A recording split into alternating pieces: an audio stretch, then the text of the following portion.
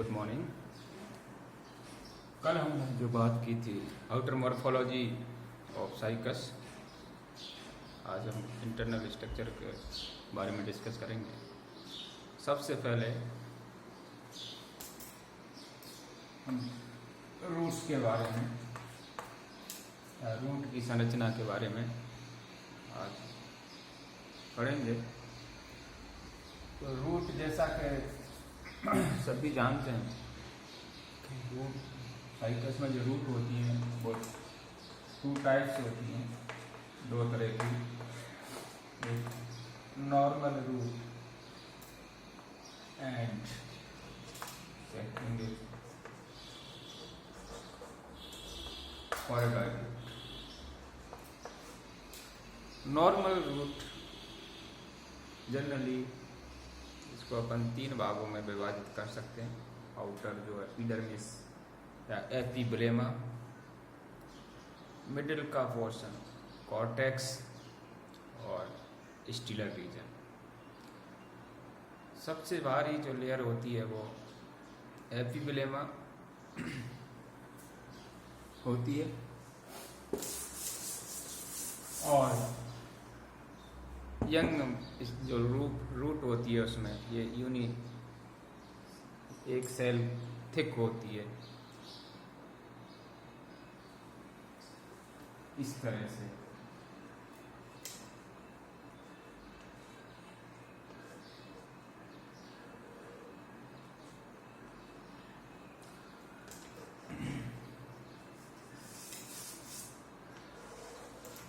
ये एपिब्लेमा, और यहाँ पर ये अपना रीजन है वो एंडोडर्मिस। एंडोडर्मिस के अंदर पेरिसाइकल जो मल्टी लेयर्ड संरचना है, और इसमें इस तरह से स्टील रीजन, जनरली ये डाइआर्क होती है।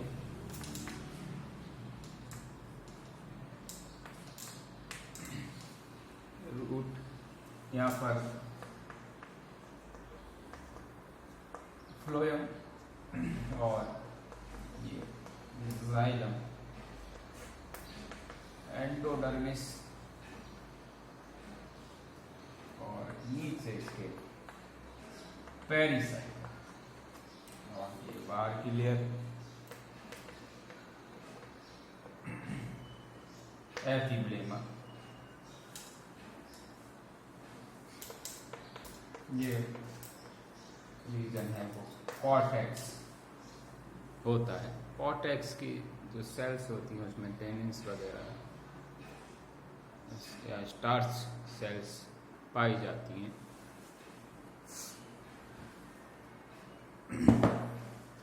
जब अपन इसकी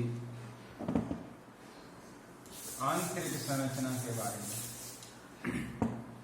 डिस्कस करें तो इस तरह से ये सबसे आउटर लेयर होती है।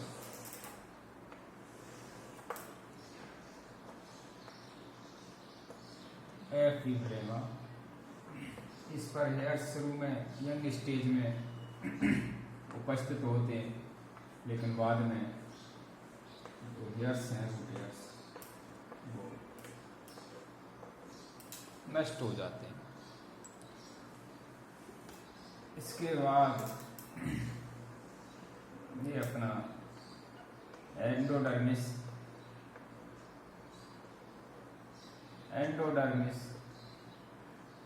में कैस्पेरियन वेन्स प्रेजेंट होते हैं, यानी कैस्पेरियन वेन्स इसमें यंग स्टेज में प्रेजेंट होते हैं, लेकिन मैच्योरिटी पे ये कम हो। एंडोडर्मिस के नीचे मल्टी लेयर ये पेरिसाइकल प्रेजेंट होती है, और यहाँ पर ये अपना कॉर्टेक्स पेरेंटाइन है जिसके इस तरह से यहाँ पर ये जाइलम टिश्यूज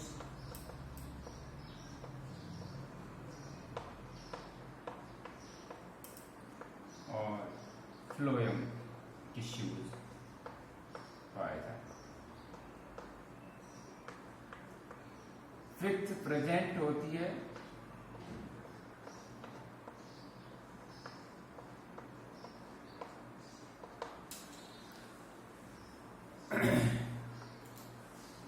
लेकिन मैच्योरिटी के साथ ये कम हो जाती है, इसकी जो पित्त वगैरह हैं सेल्स, तो ये पित्त सेंट्रल रीजन ज़्यादा डेवलप नहीं होती है। यहाँ पर मेटाजाइलम एंड बाहर की साइड में protoxylem, phloem, pericycle and endodermis और ये एपिग्लेम, ये पोर्शन है जो उनका कॉर्टेक्स का होता है। तो जो ट्रेकीड्स वगैरह होती हैं उसमें स्क्लेरिफॉर्म, मेटाजाइलम में ट्रेकीड्स होती है, उसमें स्क्लेरिफॉर्म की थिकनिंग पाई जाती है ट्रेकीड्स में।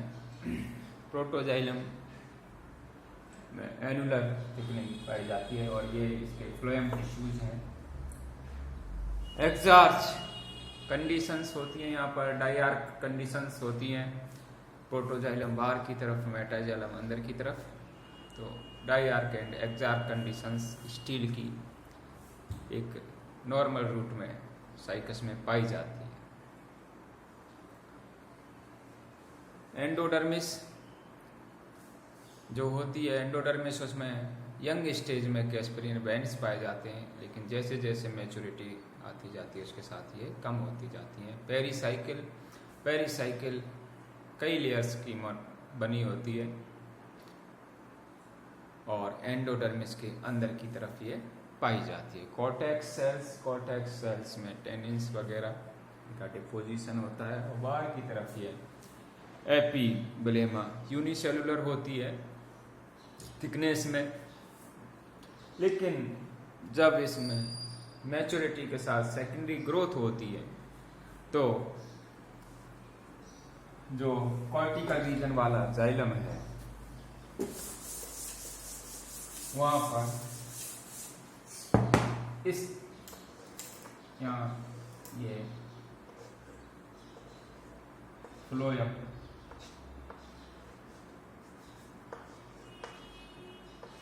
Endodermis, pericycle, cortex and एपिब्लेम।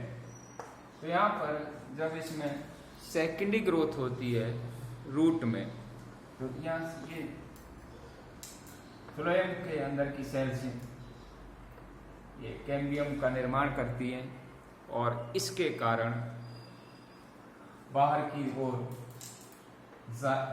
Phloem तथा अंदर की ओर सेकेंडरी जाइलम का निर्माण हो जाता है इस तरह से। और जो पुराना फ्लोएम वो यहाँ पर क्रस्ट हो जाते हैं इस तरह से, और प्राइमरी जो जाइलम है वो सेंटर में देखे जा सकते हैं।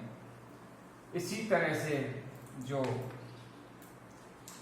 फैलोजन है, कॉर्टिकल रीजन की सेल्स फैलोजन, उससे बाहर की तरफ फैलम का निर्माण होता है और अंदर की तरफ फैलोडर्म का निर्माण होता है। और ये तीनों मिलकर के फैलम, फैलोजन एंड फैलोडर्म ये पेरिडर्म का निर्माण करते हैं। तो जब सेकेंडरी ग्रोथ होती है तो उस समय जो एपिडर्मिस होती है, एपिब्लेमा होती है, वो रप्चर हो जाती है और ये कई सेल्स की मोटाई होती है दिखाई देती है सेकेंडरी ग्रोथ के कारण, क्योंकि जो फेलोजन सेल्स हैं वो बाहर की तरफ फेलम या कोर का निर्माण करती हैं और अंदर की तरफ फेलोडर्म का निर्माण करती हैं, और तीनों मिलकर के पेरिडर्म का निर्माण करती हैं, पेरिडर्म कहलाती है।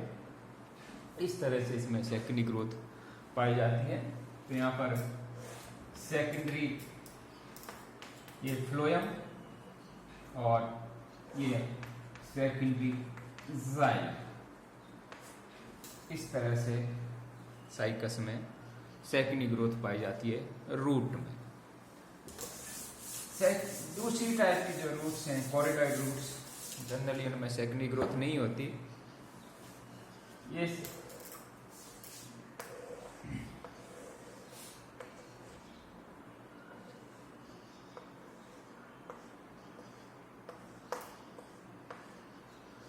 ट्राइआर्क होती है कॉरिडॉइड रूट। यहाँ पर एंडोडर्मिस, पेरिसाइकल, और जब इसमें एल्गल का या एल्गी का एंट्रेंस हो जाती है तो उस समय बीच में एक मिडिल कॉर्टेक्स या एल्गल जोन का निर्माण करते हैं इस तरह की सेल्स में, और ये सबसे बाहर की लेयर है वो एपिथेलियम। तो यहाँ पर जो मिडिल कॉर्टेक्स या मिडिल कॉर्टिकल रीजन है, आयताकार सेल्स, इनमें ब्लू ग्रीन एल्गी, नॉस्टॉक, एनाविना, इसकी कॉलोनीज पाई जाती है। ये इसका मुख्य लक्षण है कॉरिडॉइड रूट का, साइकस की है। तो ये एल्गल जोन और यहाँ पर blue green algae, एनाविना and cycas, एनाविना and nostoc की पाई जाती हैं, और ये नाइट्रोजन फिक्सेशन का काम करती है ऐसा माना जाता है। तो ये सहजीवी या सिम्बायंट रूप में उसमें प्रेजेंट होती हैं एल्गल जोन में। इनके बाहरी लेयर पर लेंटिसल्स प्रेजेंट होते हैं या बातरंद जैसी संरचनाएं पाई जाती हैं कॉरिडॉइड रूट पर, और जो रेस्पिरेशन में हेल्प करती हैं, इनसी के कारण रेस्पिरेशन पाया। यहाँ पर ये फ्लोएम, ये जाइलम, ट्राइआर्क एक्सार्क कंडीशंस, ये जाइलम टिश्यूज और ये phloem tissues, pericycle and endodermis, और ये पूरा रीजन है जो अपना cortex, outer, inner and middle cortex, तीन रीजन होते हैं। मिडिल कॉर्टेक्स होता है, उसमें एल्गल जोन या एल्गल रीजन पाया जाता है, जहाँ पर ब्लू ग्रीन एल्गी पाए जाते हैं जो नाइट्रोजन की फिक्सेशन वगैरह का करती हैं, जो इसका यूनिक लक्षण है कॉरिडॉइड रूट में। लेकिन ऐसा माना जाता है कुछ बॉटनिस्ट के अनुसार कि सभी, जरूरी नहीं है कि सारी की सारी कॉरिडॉइड में या सभी में ये algal zone present. In secondary growth इसमें नहीं पाई जाती, जो कॉरिडॉइड रूट है वहाँ पर सेकेंडरी ग्रोथ नहीं पाई जाती, जनरली नहीं देखी गई।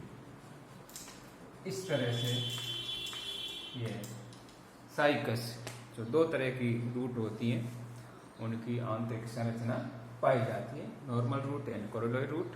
नॉर्मल रूट डायआर्क होती है, एक्सार्क कंडीशंस होती हैं, और कॉरिडॉइड रूट ट्राइआर्क एक्सार्क कंडीशंस, और इसमें जो मेन चीज है वो एल्गल जोन एंड एपोजियोट्रॉफिक या नेगेटिवली जियोट्रॉफिक होती है, जबकि जो नॉर्मल रूट होती है वो पॉजिटिव जियोट्रॉफिक होती है। ये गुरुत्वाकर्षण के विपरीत और वो गुरुत्वाकर्षण के साथ अनुसार पॉजिटिवली, और ये नेगेटिव, या इसको एपोजियोट्रॉपिक भी कहते हैं। तो ये इसमें मुख्य दोनों रूट्स में पाया जाता है। मुख्य इसमें जो मुख्य चीज़ है वो एल्गल जोन वाली होती है। Next upon leaf and stem की एनाटॉमी के बारे में डिस्कस करेंगे नेक्स्ट क्लास में। Thank you.